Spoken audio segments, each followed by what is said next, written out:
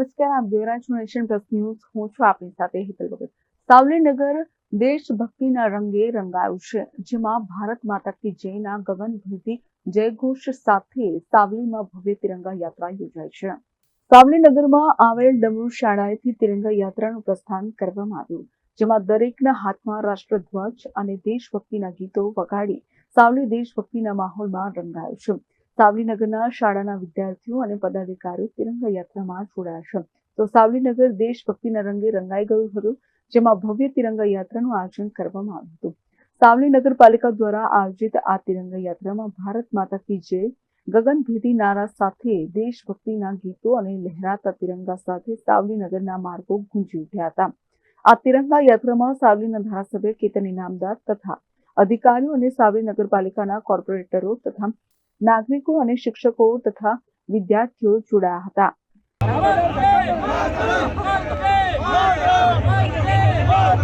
આજે સાવલી નગર અને સાવલી તાલુકાની અંદર સાવલી તાલુકા સાવલી નગરના નગરજનો અને તમામ મારા વાલા બાળકો આજે તિરંગા યાત્રાની અંદર જોડાયા હતા. આજે દેશ આઝાદ થઈ જ્યારે અમૃત મહોત્સવ ચાલતો હોય અને 89મું વર્ષ જ્યારે આપણો આઝાદીનું હોય ત્યારે દેશના તમામ નાગરિકો વતી હું તમામને આઝાદીની શુભેચ્છાઓ આપું છું.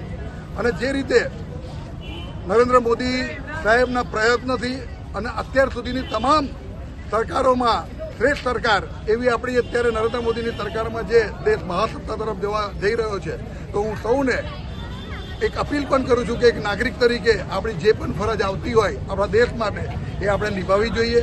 નાગરિકત્વ એ ખૂબ મહત્વની વસ્તુ છે અને આપણા દેશના નાગરિક તરીકે આપણને ગૌરવ થાય છે કે આપણે ભારત દેશના નાગરિક છે. ત્યારે આજની આ યાત્રાની અંદર જે પણ લોકો જોડાયા છે એને હૃદયથી હું ખૂબ શુભેચ્છાઓ આપું છું અને એમનો આભાર માનું છું. Bureau report Nation Plus News Savli. સમાચારોના સતત અપડેટ મેળવવા માટે અમારી નેશન પ્લસ ન્યૂઝની યુટ્યુબ ચેનલને સબસ્ક્રાઇબ કરો, બેલ આઇકન દબાવો અને જોડાયેલા રહો ફેસબુક, ઇન્સ્ટાગ્રામ અને ટ્વિટર પર.